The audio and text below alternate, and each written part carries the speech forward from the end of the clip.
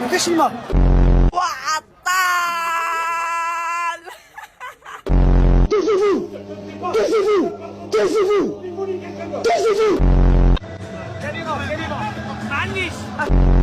كان تحدث منذ قليل أنه هناك خلل في خط الدفاع، هل ترى بأنه هناك ضرورة إلى ربما إعادة الدفاع المتين للمنتخب الجزائري في قادم المباريات وين الخلل؟ يوسف في نادي قطر ما توحش هاد البلاصه. حشاف صح زرامه صح زونه ولا عمه هنا. الشعب راه يحوس على السر الهدف ديالك ضد المغرب. سر الهدف ديالي وين الحمد لله ربي وفقني، وين شفت الحارس كان خارج وتيريت كره ودخلت كما تعقبت الماتش.